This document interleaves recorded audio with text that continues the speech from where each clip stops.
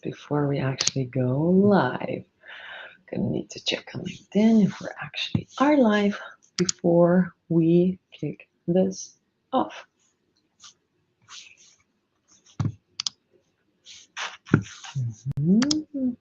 Giving it a minute. Yes, we're live. Perfect. So, welcome everybody to yet another Dreamdata LinkedIn Live. It's almost a month ago. I have not been on this one, so this is fun for me to be back again. It's great to see you all. I just need to check. We've got 7 listeners. Amazing. Can some of you give us a shout and tell us where are you listening to us from, or where are you connecting from? Which country are you at? We are in Copenhagen, in Denmark, in the city, in the middle of the city, which is fantastic. Tell us where you're coming from, and we will kick off introducing Mikkel for the session today. So, our topic is looking into digital analytics, digging deeper into the business problems of digital analytics that marketers are facing. And for this topic, when we say digging deeper, I got you the person who can dig the deepest in the topic. And it's Mikkel. Mikkel, can you introduce yourself in a short while? In a short while. In a short version. The director of data science here at Dreamdata, which obviously means that I'm been largely involved in the new digital analytic product that we'll be launching in a short while. It also means that I've spent my fair share amount of time on doing analytics on across various digital products, and both through using products or using just raw BigQuery or data warehouse data. That So is. there's a lot of people from a lot of places. Yeah, isn't that very nice? And people who are on the call, well, when I say the person who can go deep, well, Mikkel can talk a lot about very deep parts of digital analytics. He's got a lot of experience, and we're looking forward to share his experiences with him. Most of our talk today is going to be focused around digital analytics. Why did we start that at Dreamdata?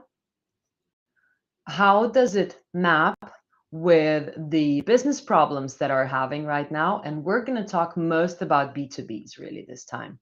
And what kind of problems are we trying to fix? What's wrong with the current tools? You can't say what's wrong with the current tools, they're great, but what are we adding into the mix that B2Bs are actually having right now? So feel free to ask any questions that you're having in terms of digital analytics. I would actually like to hear some of you who came over here specifically for the topic of digital analytics when digging deep. Is there anything specific you would like us to focus on today? Because we've got the agenda ready, but maybe you've got some very exciting questions a lot of people would like us to talk about and answer it for you. So that would be kind of almost a one-on-one session. You comment, we speak.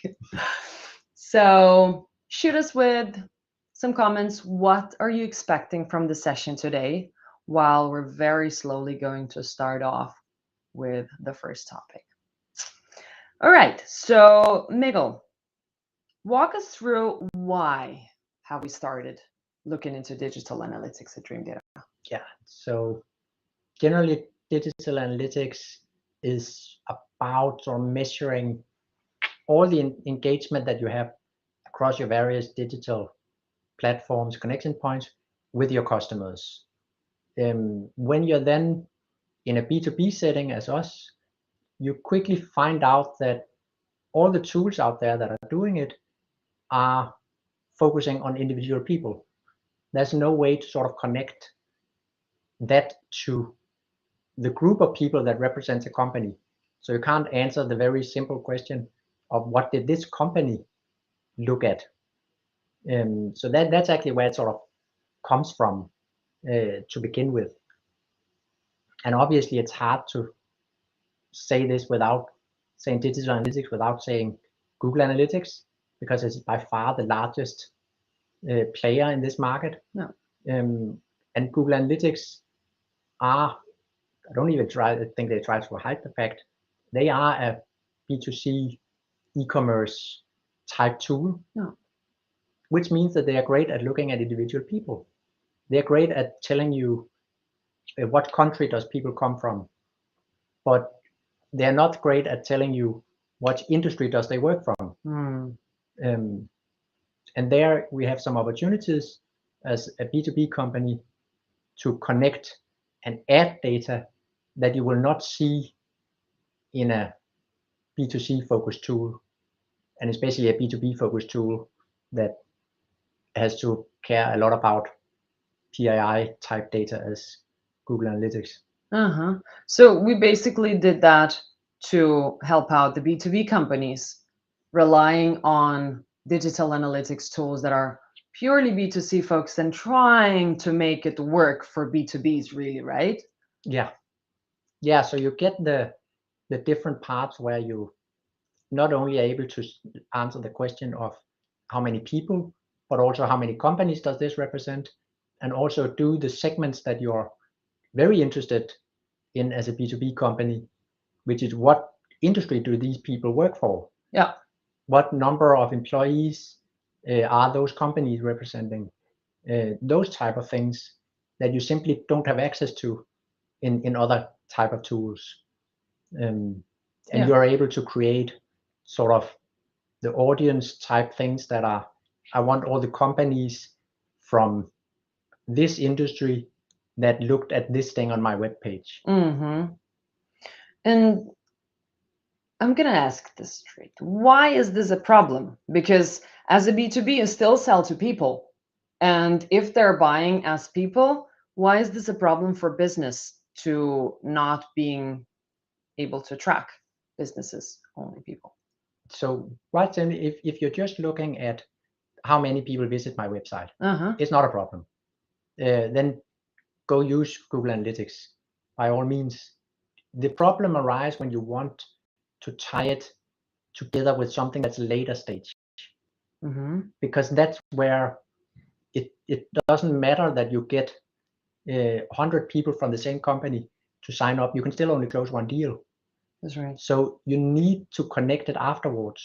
So it's the ability when you move down the funnel, whereas if you only have one person, that's your core entity, then you can't move it into the sort of CRM world.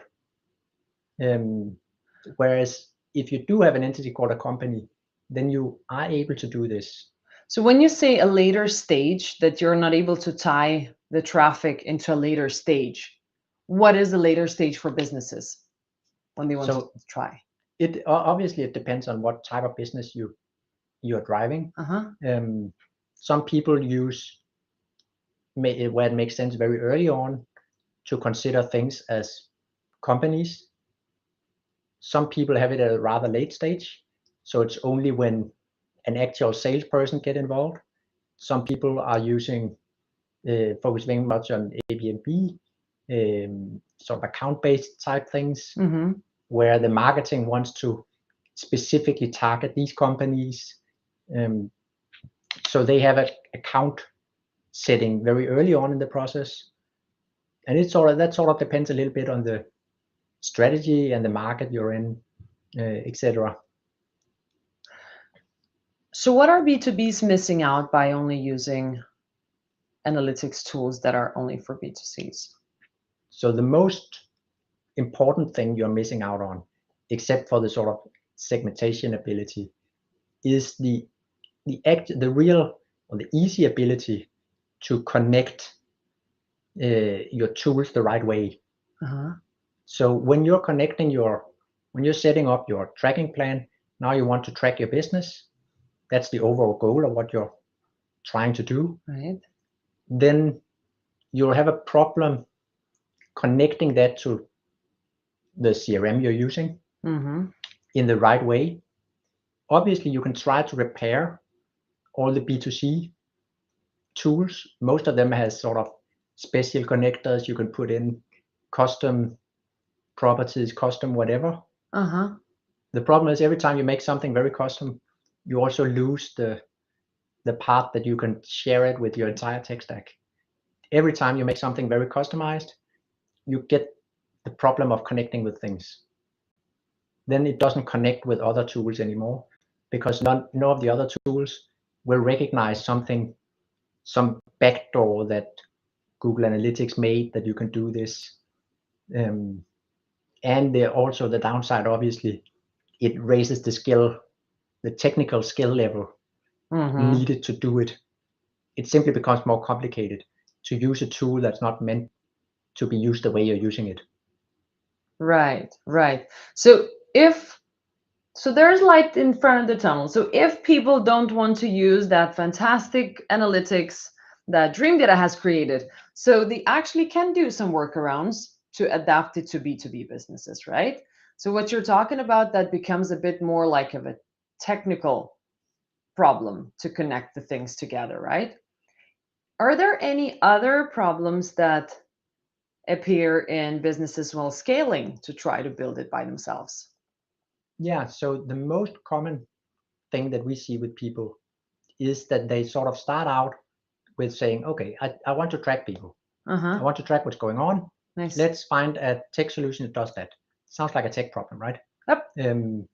So I'm gonna find that, and very quickly you end up with some of the free tools out there, which is great. Then you come to the next step. Now you got that down.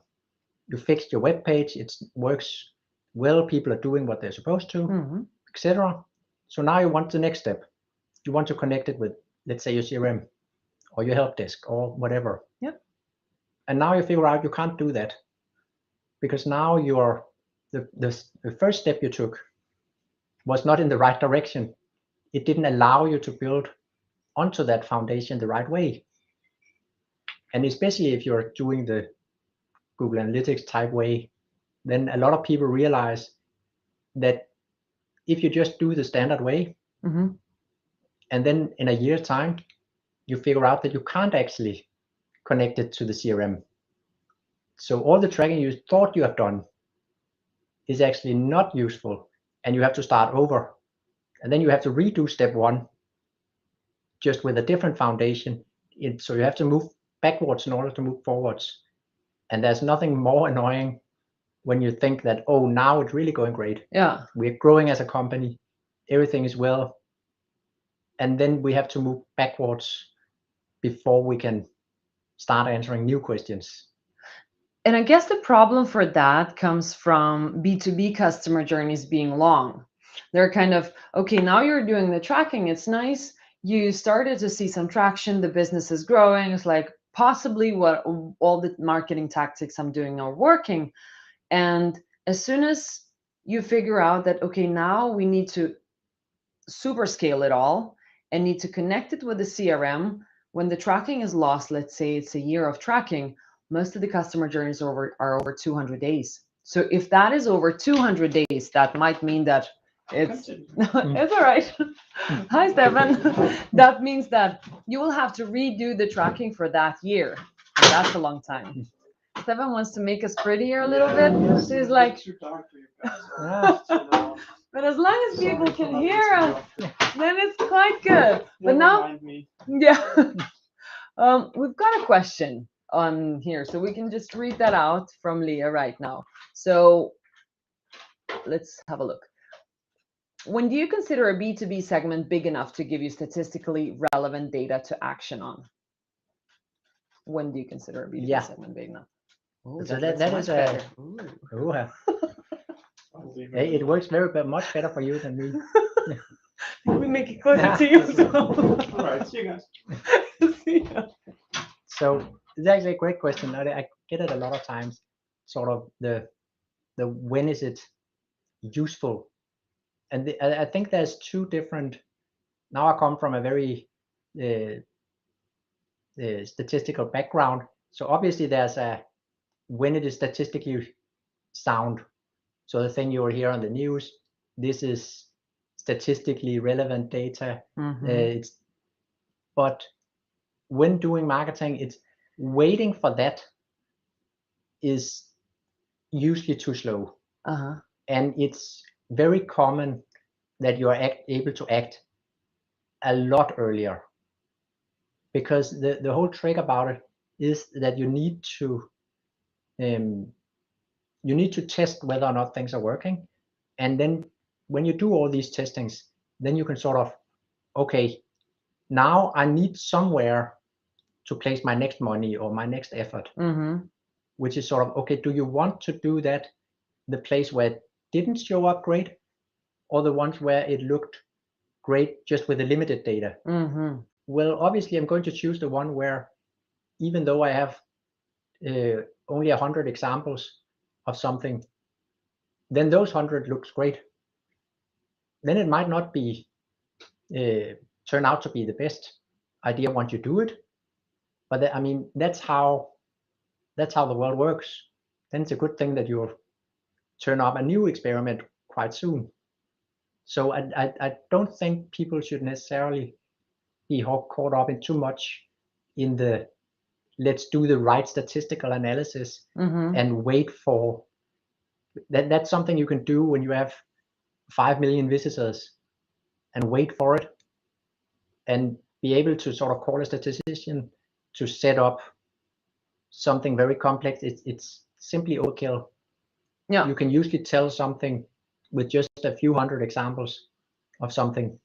But I think we're touching on a very interesting topic for digital analytics as well. Because when you're talking about the segmentation, when is it significant segmentation to start to look into?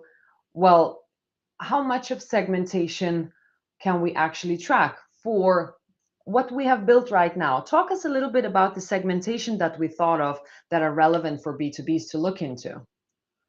Yes, so you have, obviously you have the big one, which is the industry of where people work. Yeah. And here you have a nice feature that you won't see in any B2C tool, namely that you can reverse look up things which would be more unethical in the B2C world, because they are sort of reverse looking up a person. What are you thinking about? Explain a little bit the reverse lookup. When you have the IP address of where the traffic comes from, you can look that up, which is many of the problems that we won't go into, the why people don't like Google Analytics very much. Yeah. It is those type of things that Google start looking up and saving it, etc. Where when you do a B2B, the information of a company is not PII data in the same way. So that's actually more okay to look up the company address. I don't care where you live. I don't care where you live, but I care that you work at Dreamdata, because it's Dreamdata that I eventually is going to sell to. And then you can get a more nuanced segmentation that you're simply not getting in B2C tools, because they would stop, because then it's, oh, now I'm getting in violation of privacy laws, so I don't do this. Yeah, very interesting. And it gives some possibilities also that you don't have, which is actually better than they get more information than B2C tools. For sure. And what kind of segmentation do you think are important for B2Bs to look after when looking into digital analytics? So obviously it's the classical things that you'll get any marketer, that you have your industry, the size of the company, you will have tech stacks, number of employees, what's the annual revenue, those type of things. And then obviously tying that together with the activity of that company. Yeah. Do these people from this thing behave in a way where that looks like they're going to buy from you? Very cool. So that's also a big help for A/B testing for B2Bs. It's like, if we're changing our strategy in that way, then how do some specific markets react to? Or we're moving to a new market. We're moving from Europe to sell to the US. And then show me the difference of the segmentation. Yes. Very interesting. Cool. We've got a very exciting question from Mats. Hello, Mats. Often we spend an awful lot of time to discuss the quality of the data sources and if we can trust them. This creates a lot of distrust in the funnel and defocus decisions and campaign discussions. What can we do about it? So hard, huh? Yeah. Thank you. If I had the final answer on that thing, I think we'll have a very, very fast growing company. So obviously it ties into how you collect the data in the first place. So this sort of touched upon if you're just collecting data without first thinking of why am I collecting this, then you'll eventually end up in trouble, because either you collected the wrong way, or you collected the wrong thing, or you structured it in a way where you can't use it. That happens in a lot of times where people are sort of more blindly collecting.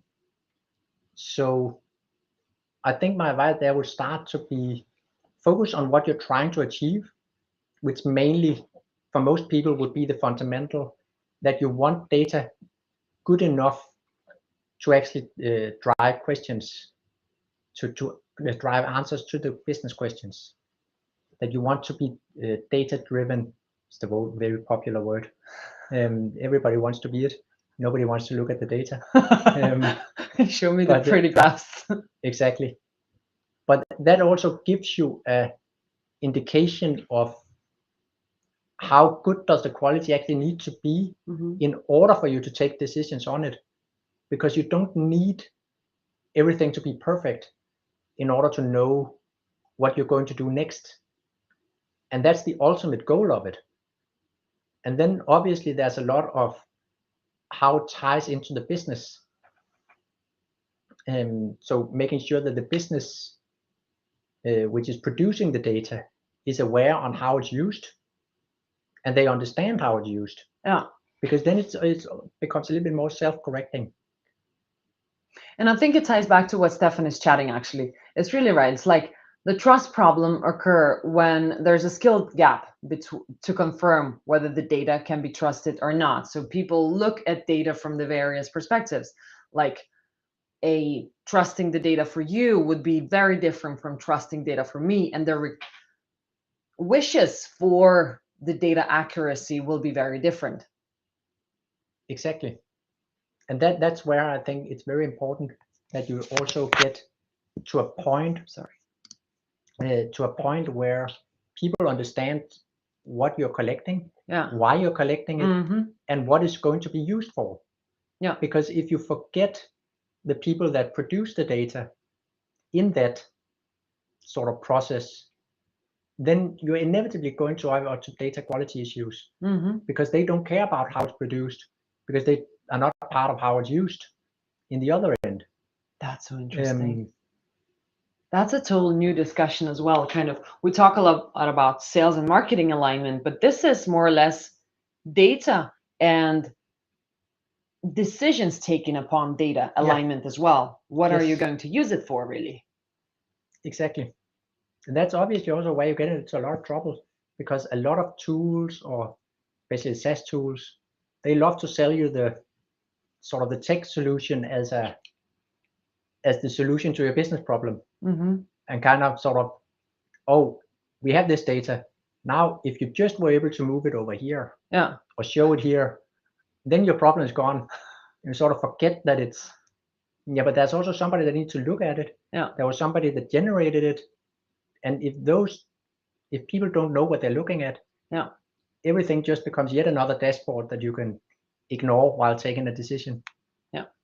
And there's nothing more frustrating for anybody, because then we spend a lot of effort into something that doesn't amount to the actual business outcome that we wanted, namely taking business data-driven decisions. If we scrolled a little bit back, now you're talking about the business outcomes that we're expecting. So to simplify the digital analytics that we've created for B2Bs, what are the business outcomes that we're expecting to help out the companies being able to take better? Yeah.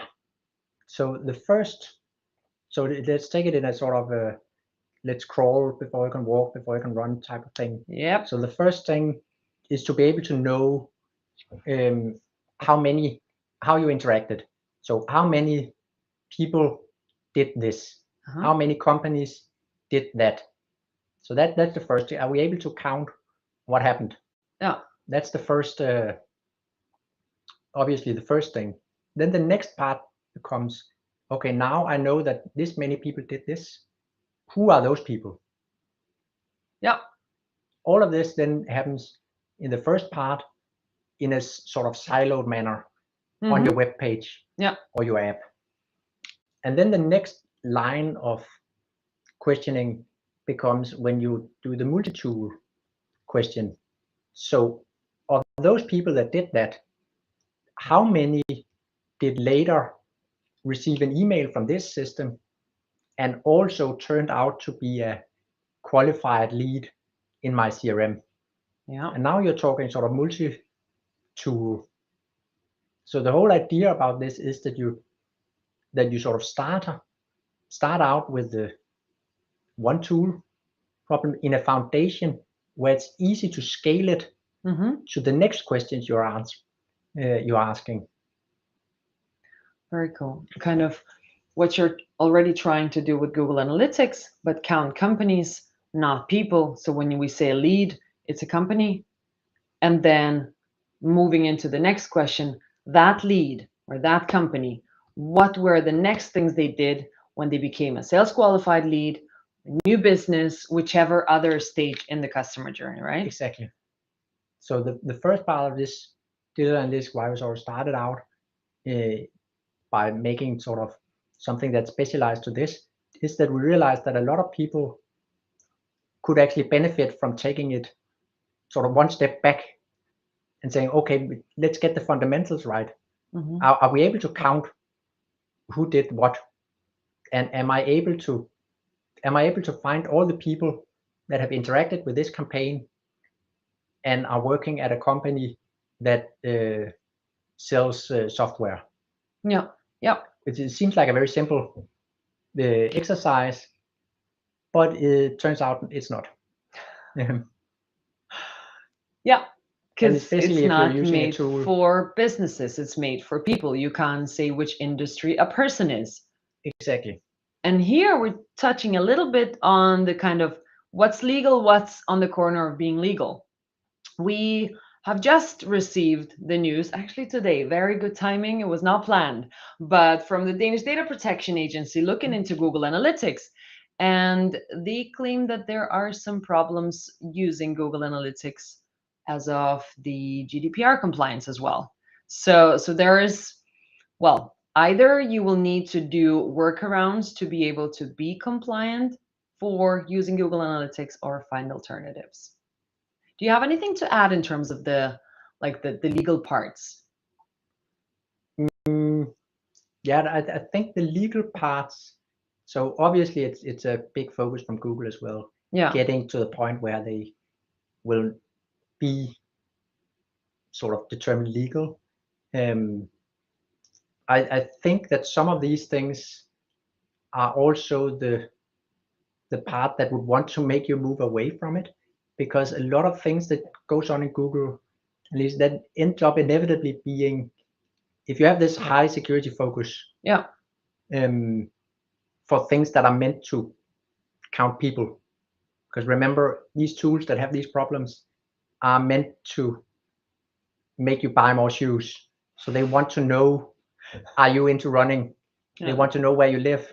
Yeah. They want to know these things because it makes them most effective to sell ads towards you. Yeah.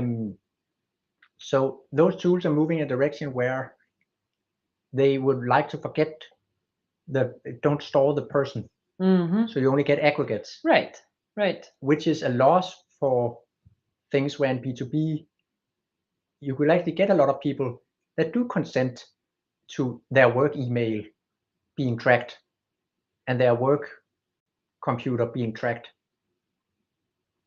And then you can actually sort of keep this information in tools where you will never touch all the other information. That's right.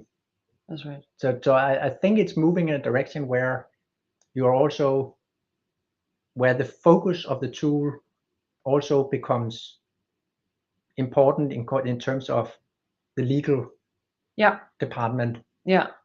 And Stefan is poking the bear a little bit further, asking, does this mean that right now you have to actively remove Google Analytics? I'm pulling this up from your website if you don't want to operate illegally.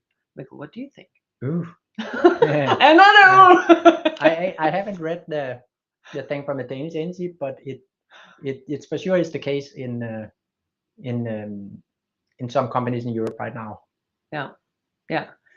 And well, either you find workarounds that are not clearly defined just yet. So I think we are working in the gray zone still. It's like what's legal, what's illegal, what kind of measures need to be taken, or you have to find alternatives. And well, we store our data in the EU. If you're looking for alternatives, this is not an ad, and we're not taking your email, but consider that too. Mikkel, what did we miss out on discussing, you think, so far? Did we miss it? We have missed out. Always miss out a lot of stuff. It's like, Talk for we hours didn't on go it. deeper in But it. what did we miss? What did we miss? There was a question. No, Did actually, we it was miss a comment. questions? I like this. It was if we push the comparison with Google Analytics further, the attribution model is by default last click, which by definition does not consider all the touch points of the customer journey. What what changes in the tracking are needed for it to be more reliable? Now I'm not really sure if this means to make the last click model more reliable. More reliable for B2Bs given a chosen attribution model, linear, data driven, U shaped, and so on.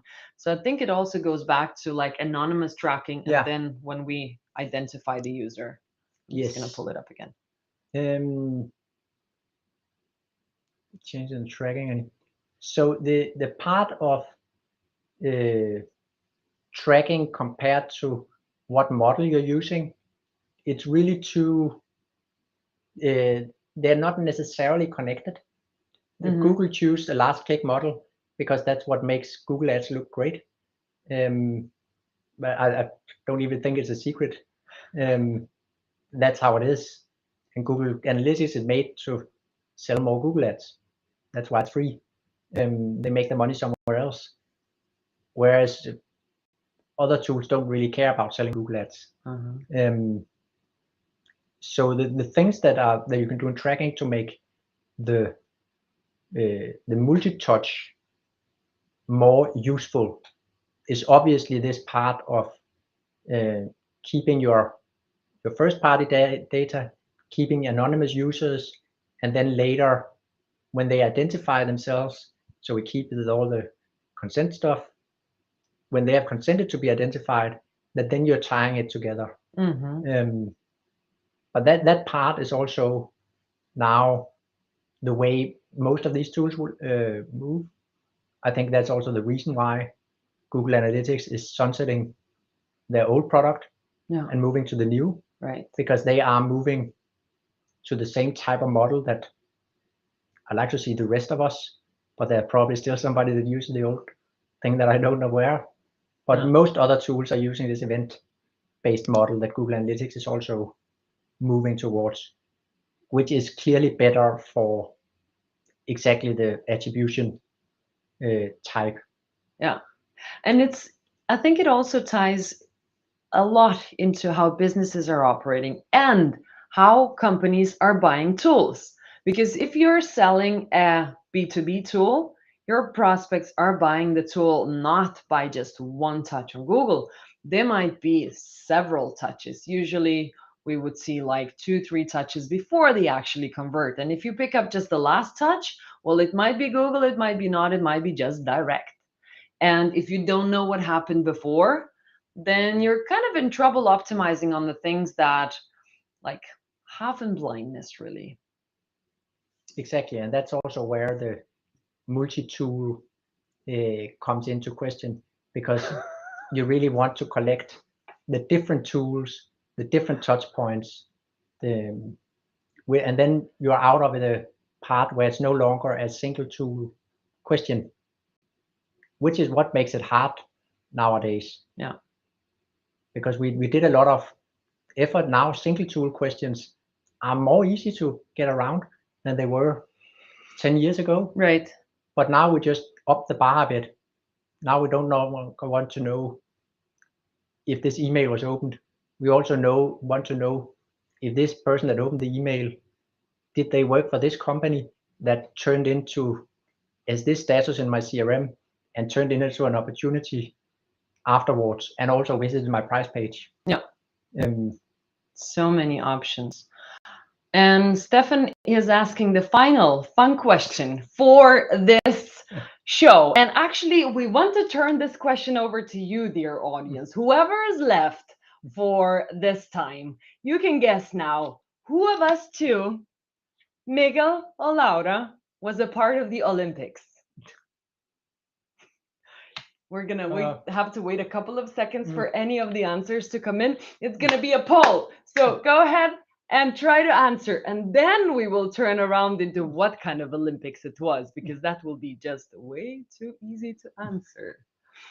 Yeah, thank you. Franklin, do you want to put your bet? Who was in the Olympics? Mikkel or Laura? Before you go. Come on. Come on. Come on. Anybody? Any guesses? Good insight. Yes, Jan. Try to guess. It will not be fun if we just answered it now, huh? Laura, yeah, I do run. Not that fast, though. Any questions? Not Stefan. No, Stefan. No. He can cheer very well. He's good at that. But you never know. He can surprise you as well. You're going for Mikkel, Franklin. Yeah, any other guess? Now we've got 50-50. Laura, Mikkel, who's gonna win? Who has been at the Olympics? Should we have a poll? Yeah, exactly. Poll Can we pull up a poll? I'm not sure. I've never tried that before, but we can do graphics and stuff. I don't know how many people are left, but for the fun of it. So we've got the winner of the Olympics. Mikkel, do you want to present what you have been doing at the Olympics? What kind of Olympics it was? The physics Olympiad. So I have a PhD in physics, and after high school, I was part of the Danish team going to the physics Olympiad at that time in Spain. Oh my God! So a whole week of doing more physics after finishing high school of having physics. So that's a very heavy lifting, I must say, for you. It's like heavier than any other Olympics you might think of. Thank you, everybody, for attending. It was a pleasure. If you've got any questions, follow Mikkel, follow Dreamdata. We're here to answer anything at all. But when you think about digital analytics for B2B, you know what to think about. This logo. Dreamdata! See you all. Goodbye. Bye.